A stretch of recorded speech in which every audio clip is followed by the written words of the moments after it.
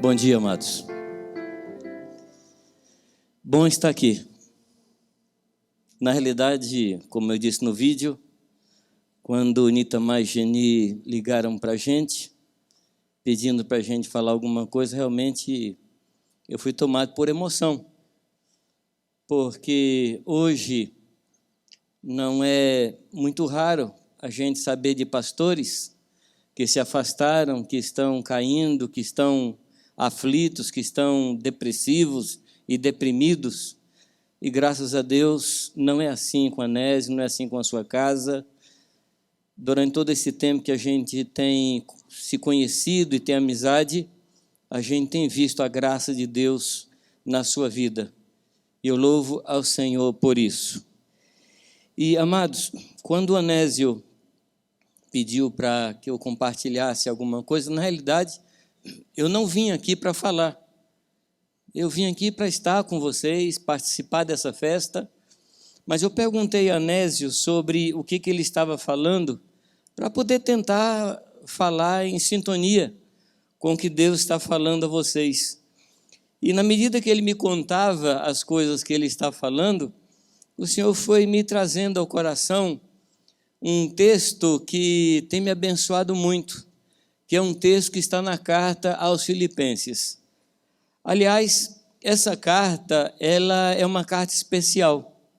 É uma carta que tem uma característica muito singular. Em 4 capítulos, essa carta tem 51 referências a sentimento. Em 4 capítulos, 51 referências a sentimento. Então, o nome que eu dou a essa carta é a carta dos sentimentos. E o centro da carta é o versículo 5 do capítulo 2, que diz o quê?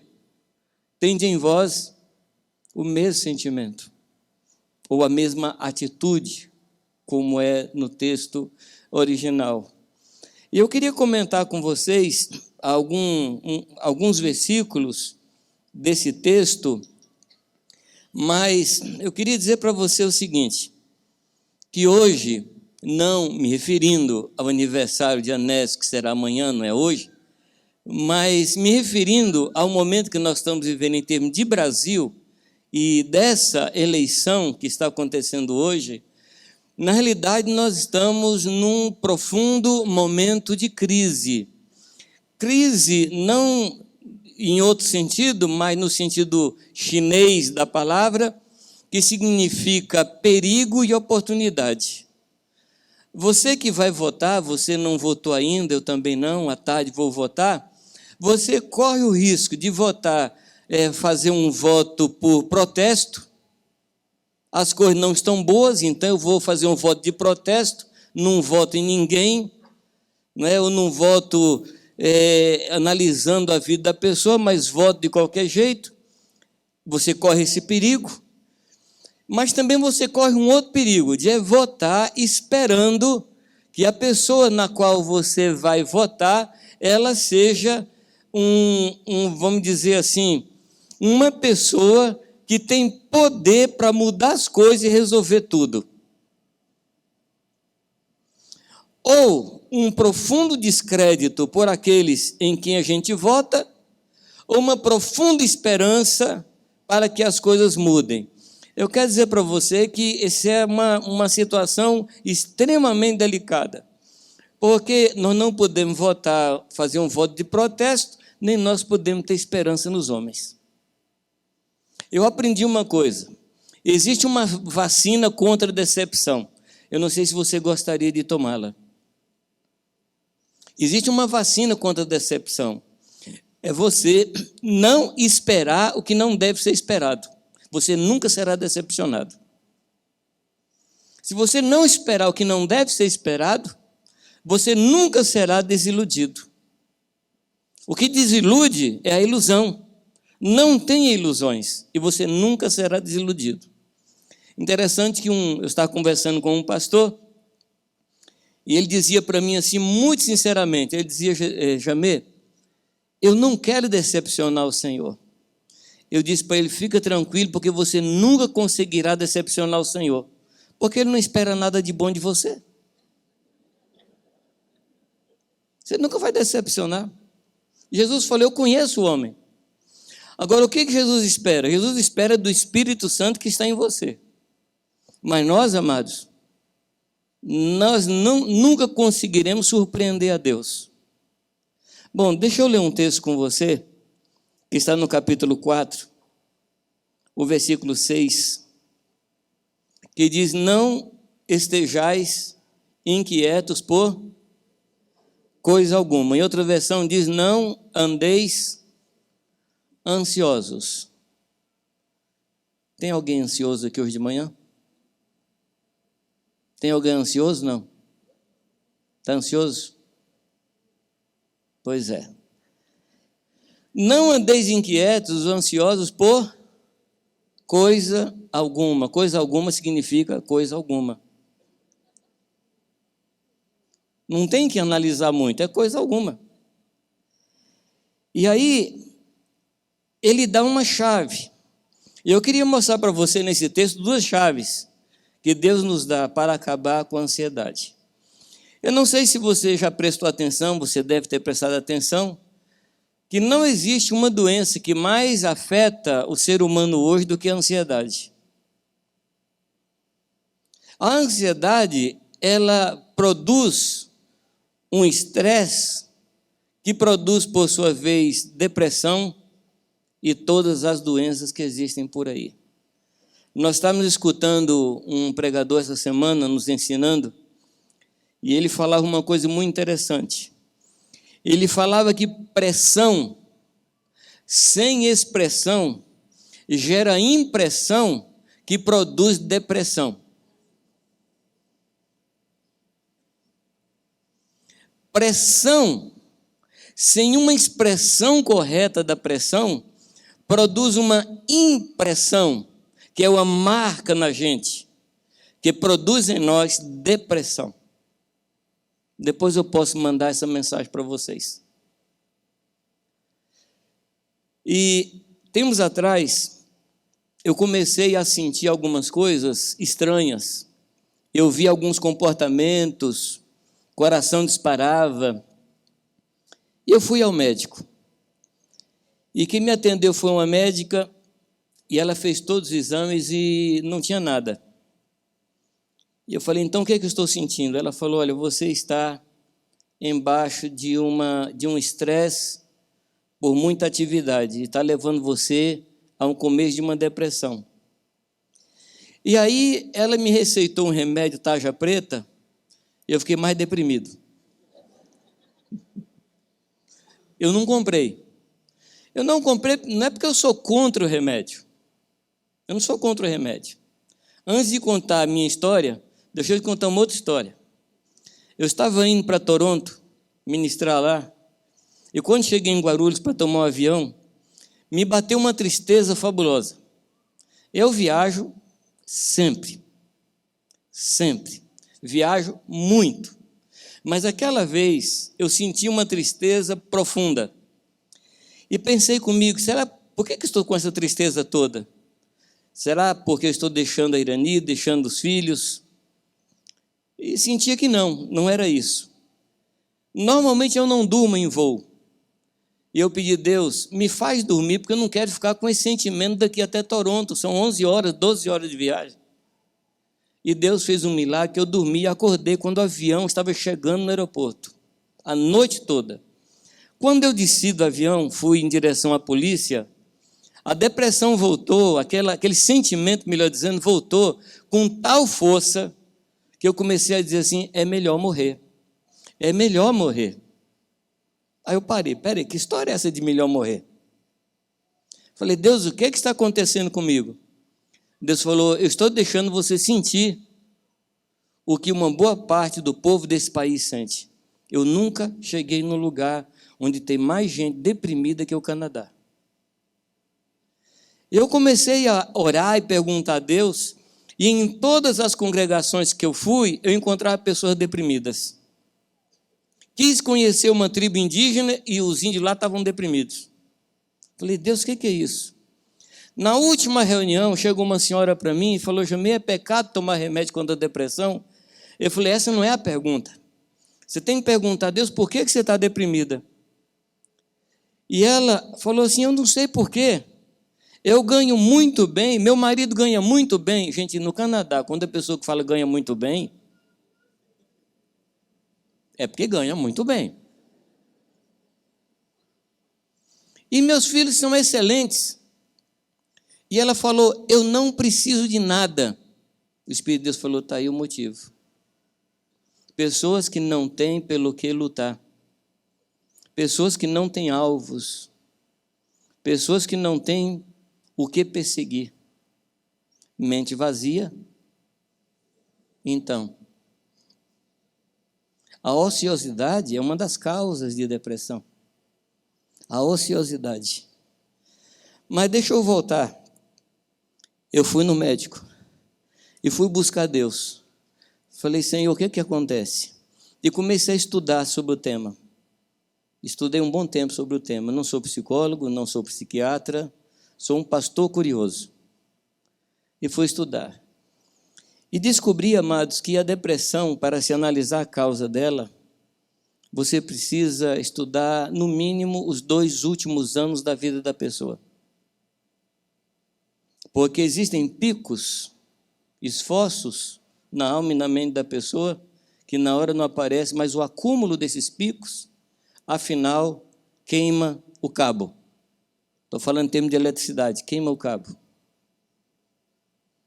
E o texto aqui fala, não andeis inquietos, não andeis ansiosos. Você já ouviu a palavra? Isso aqui não é opcional. O texto aqui está no imperativo, é uma ordem, não estar ansioso. E aí, quando eu escuto uma ordem dessa, a minha tendência é ficar mais ansioso. Não sei no seu caso. Porque eu procuro a chavezinha para desligar e não acho. Eu já encontrei irmãos que falam assim, querido, não fique ansioso. Mas não oferece, não mostra. Onde é que tem a chavezinha para desligar a ansiedade? Você já sabe onde é que tem, não? E o texto aqui diz, não andeis ansiosos. Alguns de nós, para não andar ansiosos, a gente usa a chave dos medicamentos. Por favor, eu não estou falando aqui contra os medicamentos. Nós tivemos um caso que nós atendemos uma senhora, que a senhora entrou num processo tão grande de enfermidade nessa área, que nós levamos ela para a nossa casa, o marido ficou cuidando dos filhos, e a Irani precisava, inclusive, dar banho nela. Ela perdeu o sentido de vida, perdeu o ânimo até esse ponto. E eu confesso para vocês que nós oramos todas as orações que nós sabíamos a respeito do tema. Fizemos orações fracas, fortes, olha, não resolveu. Sabe que tem umas orações mais fortes, né? Não resolveu. Mas um dia, uma pessoa teve uma visão com ela e via que uma veia do seu cérebro estava entupida. E nós levamos essa mulher no psiquiatra cristão em Campinas. E ele fez todos os exames e descobriu que estava faltando um produto químico no seu cérebro. Eu me lembro que era um comprimidinho desse tamanho. A mulher tomou e acabou. Era um problema físico. Então eu não estou aqui, amados, combatendo ou contrariando os médicos e dizendo que não prestam os medicamentos. Não é isso que eu estou falando.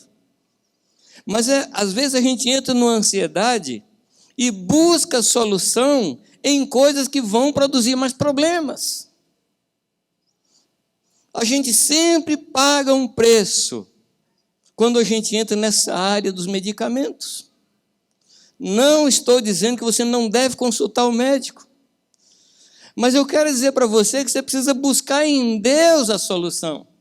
O problema do rei Asa é que antes de consultar a Deus, ele consultou o médico. Eu acho que você já ouviu pessoas chegando numa situação de enfermidade e diz assim, irmãos, então no fim eu fui buscar Deus. Porque eu consultei tudo que eu sabia. Então, no fim, já não tinha mais esperança para mim, eu fui orar a Deus. E Deus falou: amados, buscar Deus é a primeira coisa, não a última. E Deus pode guiar você a buscar um médico. Deus pode guiar o médico em dar uma receita para você de um remédio que vai chegar no ponto exato. Então você pode procurar uma chavezinha na farmácia para resolver a questão da ansiedade. Mas eu quero mostrar para você que esse texto traz para nós aqui duas chaves para acabar com a nossa ansiedade. Antes de falar da chave, eu queria pensar um pouco com você qual é a causa da ansiedade. O que produz ansiedade na gente? Você já parou para analisar isso? Não. O que lhe causa ansiedade? Bem, uma das grandes causas da ansiedade é o desejo de controlar as situações. O desejo de controlar as situações produz uma ansiedade. Porque, na realidade, amados, nós não controlamos absolutamente nada. Vocês concordam ou não? Então vai falando aí, não controlo nada. Nem a mim mesmo. Bom, eu posso lhe dar o exemplo de Paulo em Romanos capítulo 7. O que eu queria fazer eu não faço. O que eu quero fazer eu não faço. O que eu não gostaria de fazer é isso que faço. Então nós não conseguimos controlar nós mesmos em área nenhuma da nossa vida, se não for pelo poder do Espírito Santo. Tentamos controlar o tempo? Tentamos controlar o que vai acontecer no dia de amanhã? Sim ou não? Filosoficamente falando, nem o amanhã existe, nem o ontem. Só existe hoje, filosoficamente falando. Só existe hoje. E eu tenho que dar conta do hoje. Por isso que Jesus ensinou a gente a orar pelo pão nosso de amanhã. O pão nosso de amanhã dá-nos amanhã. Foi isso, não? Porque a cada dia basta o seu próprio bem ou mal. Cada dia traz o seu bem ou traz o seu mal. Tentamos controlar pessoas. Tem mulher que tenta controlar marido, você não consegue. Tem mulher que tem marido que tenta controlar a mulher, você não consegue.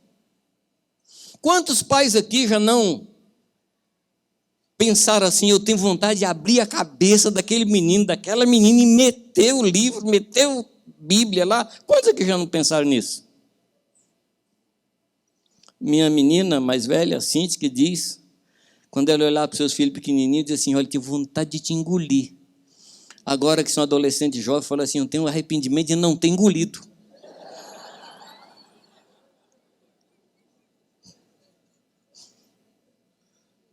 Nós não controlamos nada. Mateus capítulo 6, versículo 25, diz, não andeis ansiosos. Com o quê? Com o que haver de comer, beber e vestir. Essa é uma grande causa de ansiedade. O que eu vou comer, o que eu vou beber, o que eu vou vestir. E aí Jesus, o que ele faz em Mateus? Ele toma para nós duas referências. Quais são as referências que ele toma? Os pardais e os lírios. Eu pergunto a você, quanto é que vale um pardal? Em termos de dinheiro.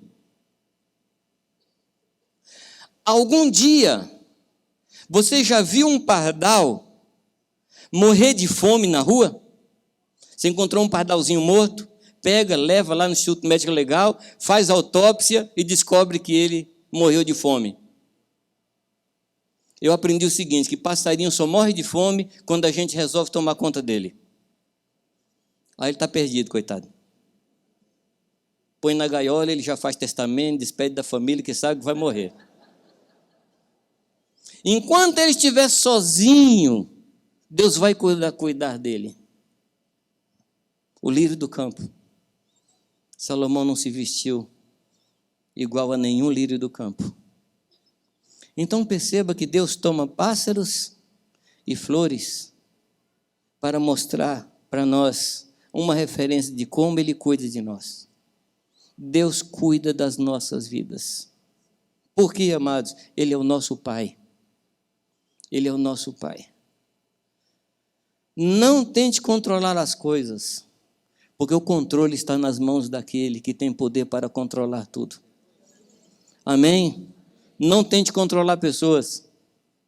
Tem mulher que quer transformar o marido naquilo que ela idealizou. Casar com o ideal é um negócio sério, né? Tem mulher que casa com o ideal. Tem homem que casa com o ideal. Mas passado um ano, abriu o pacote e viu que não era aquilo que ele tinha comprado. Aí fica tentando transformar. Nós não temos esse poder de transformar ninguém. Nós não temos esse poder. Então isso vai gerando ansiedade no nosso coração. E o Senhor nos oferece aqui, amados, uma chave. A primeira chave está no próprio versículo 6, que diz que ao invés de andar ansioso, nós devemos levar as nossas petições diante de Deus. E ele diz, antes as vossas petições sejam em tudo conhecidas diante de Deus.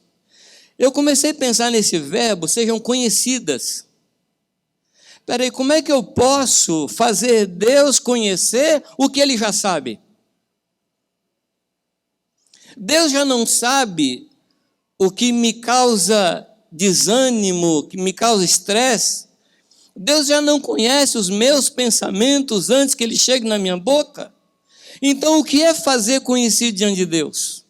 Amados, quando eu levo o problema diante do Senhor, não é para que o Senhor o conheça, mas é para que eu, junto de Deus, eu tenha condições de ver a real dimensão dele. Para que, do ponto de vista de Deus, eu consiga ver a dimensão, a profundidade ou a intensidade do meu problema. Eu saio do problema, chego em Deus e junto com Deus eu conheço a real dimensão. Às vezes eu encaro um problema, acho que o problema é grande demais e eu me abato. Às vezes eu chego para um problema, subestimo o problema, acho que ele é pequeno demais e o problema era sério demais. Mas diante de Deus eu tenho condições de ver o real tamanho do problema.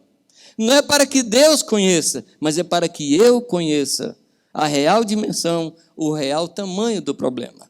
Então essa é uma chave que Deus nos dá. E essa chave diz, amados, que essa súplica, essa petição, melhor dizendo, tem que ser feita diante de Deus pela oração. Petição pela oração.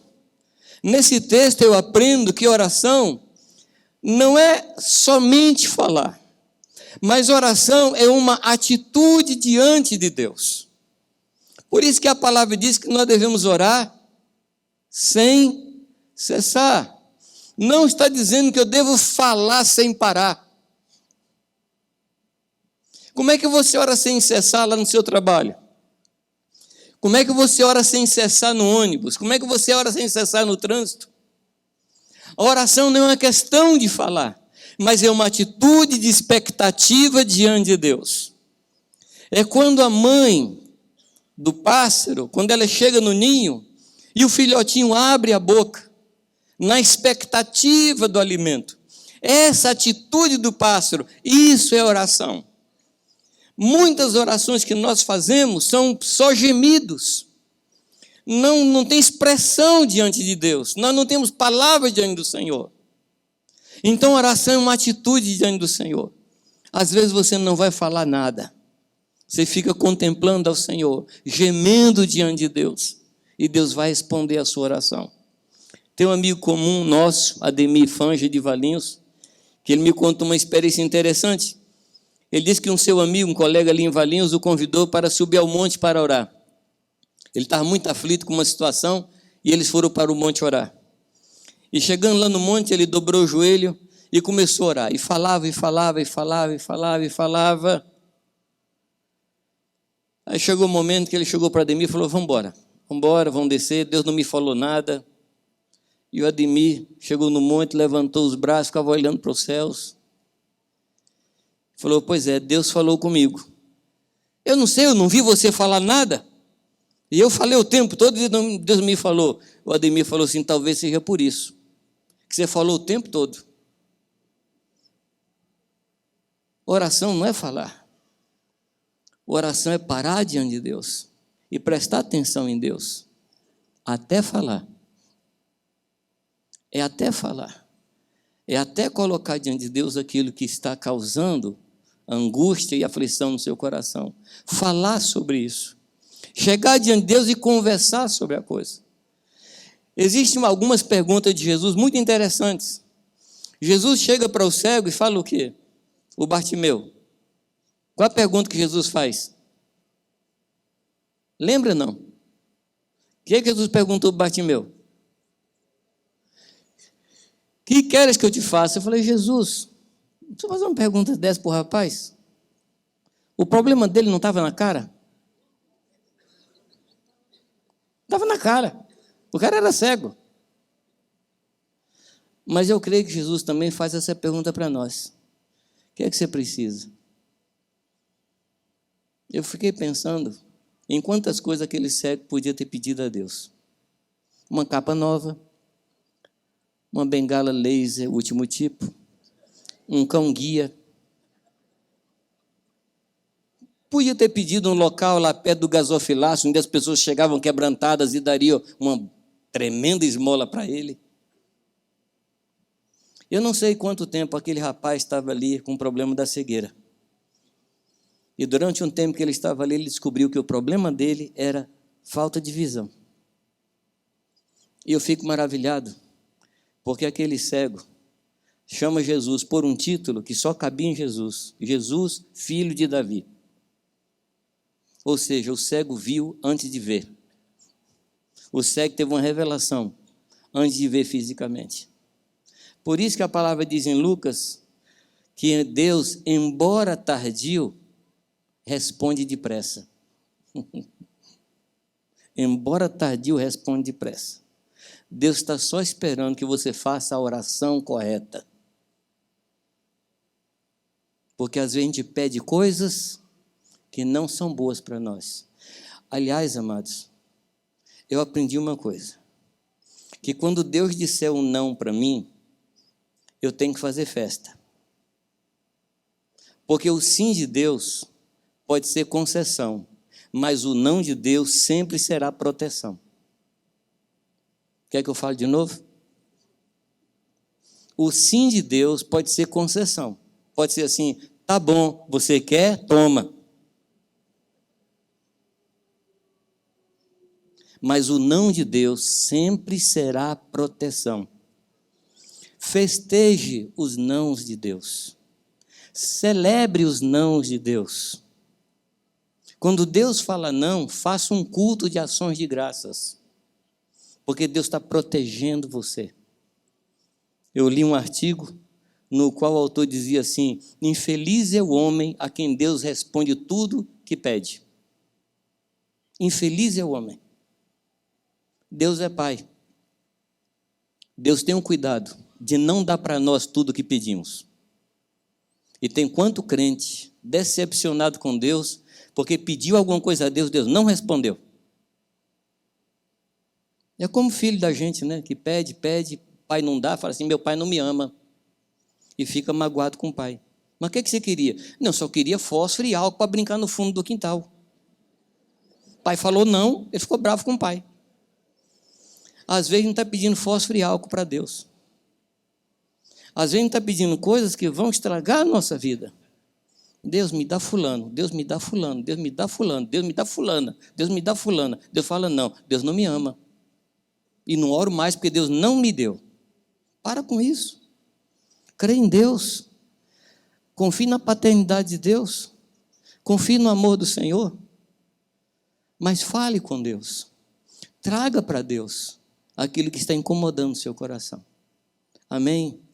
Fale exatamente. Eu aprendi muito com a Irani nessa questão de oração. Aprendi muito com ela. É uma mulher de oração. E às vezes ela falava com Deus coisas assim que eu ficava abismado. Ela fazia umas orações, Senhor, não estou gostando disso, não estou gostando daquilo. Eu me afastava porque não conheço. Se cair um raio aí, ó. Aí um dia eu perguntei para ela, Irani, como é que você fala essas coisas para Deus assim? Ela falou, se eu não tiver liberdade de abrir meu coração com meu pai, eu vou abrir com quem mais? Falei, então vou aprender com você. Fale com Deus. Abra o seu coração. Dando liberdade a Deus. Dando oportunidade a Deus. Por isso que fala, sejam conhecidas diante de Deus as vossas petições pela oração e pela súplica. A palavra súplica fala de uma atitude de humilhação. Por favor, eu vou falar uma coisa que eu sei que os pastores aqui não ensinam. Mas não chega para Deus determinando, não. Eu determino, por favor. Eu reivindico. A gente só reivindica quando a gente é tomado de alguma coisa que era nossa. Mas eu pergunto a você, o que nós temos que Deus não nos tenha dado antes? Reivindicar, determinar. Só quem pode reivindicar e determinar é o soberano. Eu tenho que chegar a Ele, amados, com um coração de súplica, porque Ele é Deus e eu sou servo. Ele é Pai e eu sou filho. Agora, uma outra coisa que diz aqui, amados, com ações de graça. Ação de graça não são músicas alegres, músicas de gratidão, são ações. São ações. Deixa eu lhe dar aqui um testemunho de ação de graça. Nós estávamos ensinando para a nossa menina mais nova sobre questão de finanças dentro de casa. Quanto o pai ganhava, quanto é que era luz, quanto é que era água. E nós tivemos algumas experiências com ela decorrentes desse ensino. O primeiro foi um negócio que me pôs com muita vergonha, porque nós estávamos hospedando o irmão e ele saiu do quarto e deixou a luz acesa. E ela pequenininha chegou para o irmão e falou assim, volta lá e apaga a luz, que meu pai paga muito caro da energia.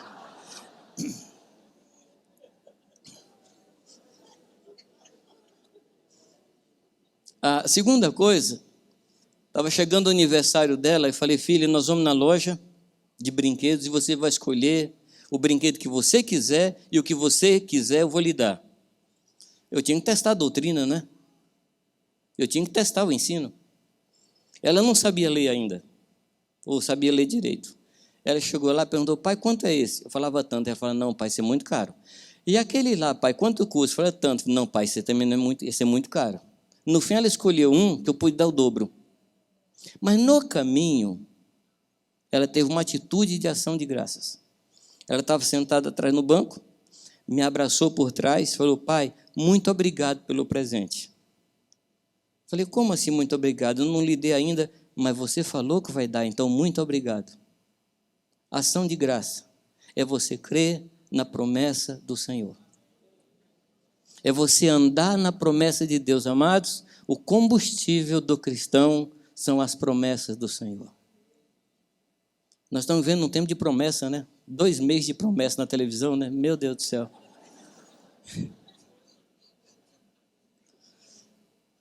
Mas nós temos aqui alguns milhares de anos de promessa. De quem cumpre. De quem cumpre. Faz um exercíciozinho, chega em casa, escreve as promessas que Deus tem lhe dado para você e para a sua família e viva em cima dessas promessas. E a sua atitude vai mudar. A ansiedade vai parar. Porque você vai se basear no que Deus falou. Deus falou. Amém, amados? Então, está aqui a primeira chave. A primeira chave. Apresentar diante de Deus. E ter uma atitude de gratidão a Deus, porque Deus ouviu. Amém? Deus ouviu. Ele já respondeu? Não, não tem problema. Na hora certa, vai chegar. Porque Deus responde depressa. Deus não responde depressa, mas tem a hora certa de chegar. Às vezes a gente fica ansioso, que faz um pedido e fica lá na porta esperando o correio chegar, né? Para com isso, vai trabalhar. Quando o correio chegar, ele toca a campainha, você vai lá. Quando o anjo de Deus chegar com a resposta, vai chegar para você no momento certo, na hora certa. Amadurecem não somente a resposta de Deus, mas o seu coração amadurece para receber aquilo que Deus está trazendo para você. Mas tem uma atitude de gratidão ao Senhor. Amém? A segunda chave. A ansiedade, ela não está tanto no coração como na cabeça. A ansiedade está aqui. Ela afeta o coração, mas a ansiedade tem raiz na cabeça. E se isso acontecer? E se isso acontecer? E se isso não acontecer? E se acontecer desse jeito? Você é assim, não? Como é o nome disso? Não existe, eu não conheço uma palavra em português que é tão expressiva como a palavra preocupação. O que é preocupar? É tentar passar na ponte antes de chegar nela. O que é preocupar? É tentar passar na ponte antes de chegar na ponte. Você só passa na ponte na hora de chegar na ponte. Mas a gente fica aqui. Amanhã tem roupa para lavar. Amanhã cai o cheque. Amanhã tem escola. Amanhã, meu querido. Amanhã. Você não pode fazer nada. O nome desse negócio é distração. Distração quando duas trações puxam o nosso pensamento. A atração desse momento e a atração que está lá fora. É distração. E, amados, eu só tenho esse momento da minha vida para vivê-lo intensamente. A roupa, basta cada dia a sua roupa. Basta cada dia o seu cheque. Temos que viver intensamente o momento que nós estamos vivendo. Você está aqui sentado, viva esse momento. Daqui a meia hora é daqui a meia hora. Preocupar. Preocupar é cansar duas vezes. Porque você cansa aqui pensando na roupa que tem para lavar, e amanhã você cansa porque está lavando a roupa. Isso é loucura, é tolice. Para com isso. A pessoa fica preocupada e cansada, porque gera uma tensão. Eu conheço um casal que o marido dizia assim, minha mulher é tão preocupada que quando ela não tem nenhuma preocupação, ela fica preocupada.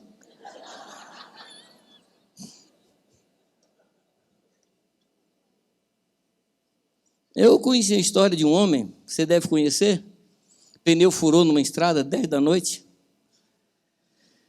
e ele parou o carro, foi procurar um macaco, não tinha macaco.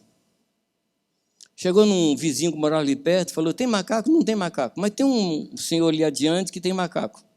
Ele foi lá buscar o macaco. No caminho, ele falou, 10 horas da noite, bateu na porta lá, o que esse homem vai pensar? Acordar esse homem, 10 da noite. Ele deve acordar de mau humor, porque, 10 horas da noite. E outra coisa, como é que ele vai me emprestar o macaco? Não me conhece, não sabe quem eu sou, vai me emprestar o macaco. Não sei se vai me emprestar, não.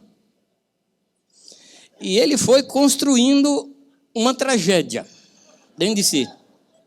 Bateu na porta. O homem abriu a porta. Ele falou, vai você e seu macaco para o inferno.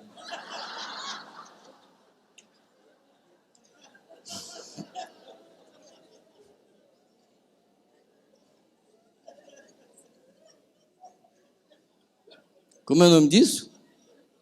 Como é o nome disso? Preocupação que gera ansiedade, que faz a gente tratar os outros mal. A segunda chave é o que fazer com a cabeça. Versículo 8, o que diz aí? Versículo 7 diz, e a paz de Deus, que excede. Percebe que não é questão de entendimento? A paz de Deus vem no nosso coração, ainda que tenha uma pilha de roupa para lavar, ainda que tenha um monte de cheque para pagar, a paz de Deus, ela enche o nosso coração. Amém? A paz de Deus não é baseada em coisas boas que acontecem, ou ela não é tirada em cima de coisas más que acontecem. Por isso que Jesus falou, a minha paz vos dou, não vou-la dou como o mundo dá. A paz do mundo é circunstancial, a paz de Jesus é permanente. Porque não depende do externo, não depende daquilo que me rodeia, depende da presença do Senhor. Aliás, Jesus, Ele é a nossa paz. Ele é a nossa paz. E o texto diz, amados, que essa paz vai guardar os nossos corações e os nossos sentimentos. Nós não vamos ter tempo de pegar cada palavra, mas eu quero lhe falar uma impressão que eu tenho no texto. Vai guardar os sentimentos. Interessante que não fala que vai mudar os sentimentos, vai guardar. Vai guardar. Guardar por quê? Vai guardar o sentimento, nos proteger dos sentimentos. Deus vai pegar o sentimento e vai guardar, como se colocando no lugar para que ele não determine as minhas ações. O problema não é ter sentimentos. O problema é quando os sentimentos determinam as nossas ações e reações. E sentimento é mais ou menos como aquelas fitas cassete antigas.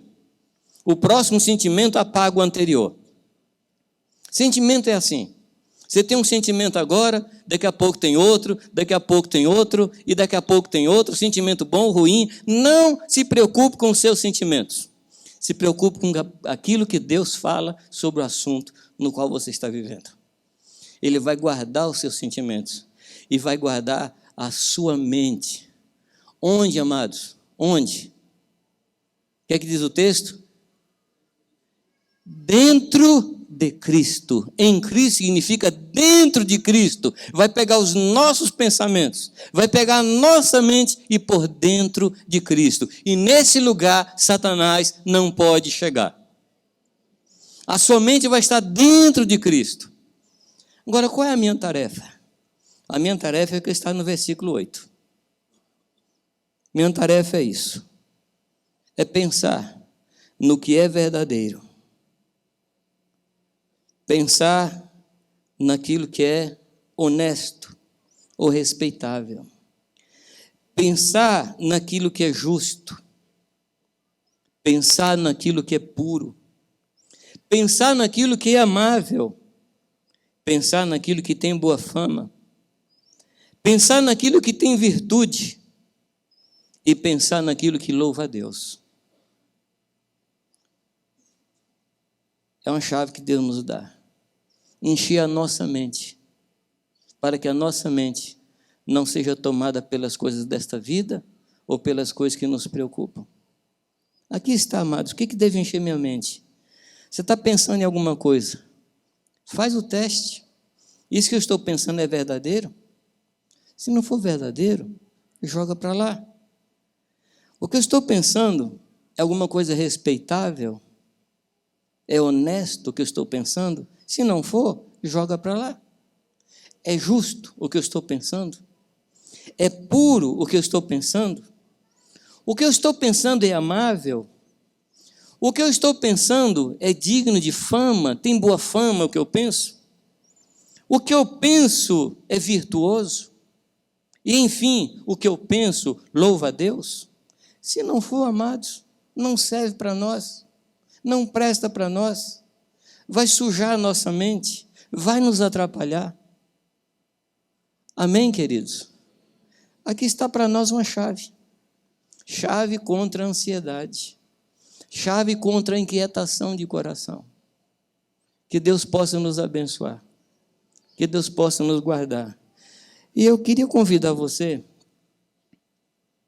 se você quiser, curvar sua cabeça e falar com Deus sobre aquilo que está causando aflição ao seu coração. Não use palavras rebuscadas, não. Não use palavras bonitas. Fala com Deus exatamente o que lhe perturba.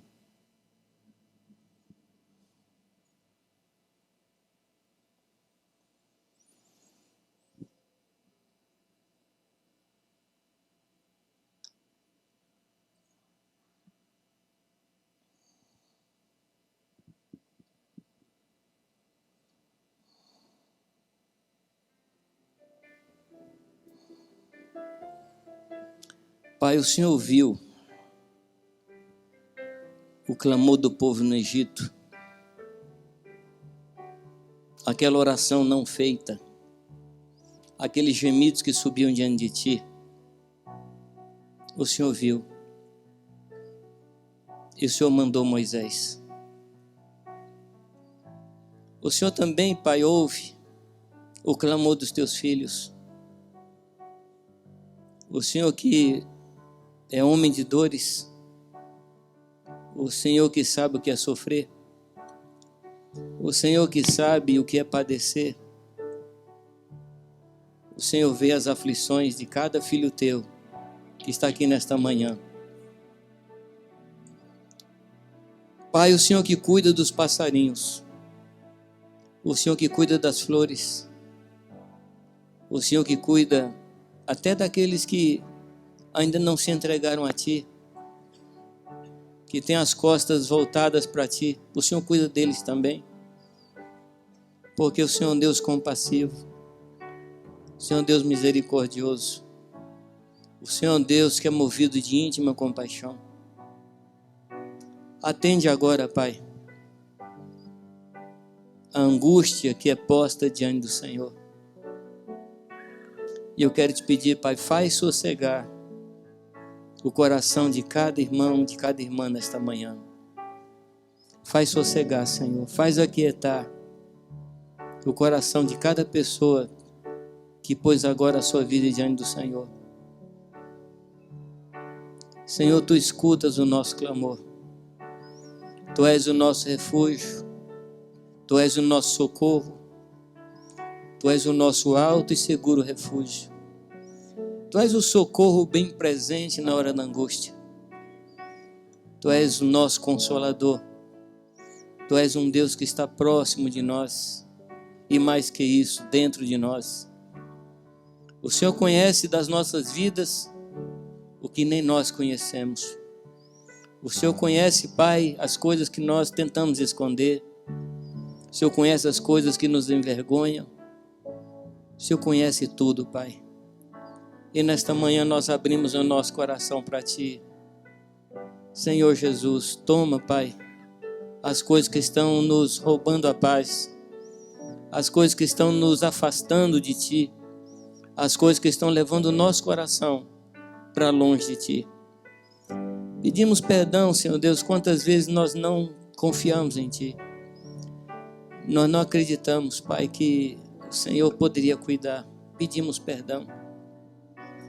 Mas nesta manhã, Pai, nós queremos voltar o nosso coração para Ti e declarar, Pai, que Tu és o nosso Pai, que Tu és o nosso Senhor, que Tu és o nosso cuidador, que não tendo negado a nós o Teu próprio Filho, certamente, Pai, não nos negará tudo aquilo que precisamos para ter uma vida santa, reta e de temor ao Senhor. Pai, liberta cada servo e serva Tua aqui que estão, para que viva uma vida de profunda adoração e de constante ações de graças. Abençoa cada um de nós, Pai. Nós confiamos em Ti, Pai. Nós somos Teus, Pai. Nós somos Teus, totalmente Teus. Te bendizemos, Pai, em nome de Jesus.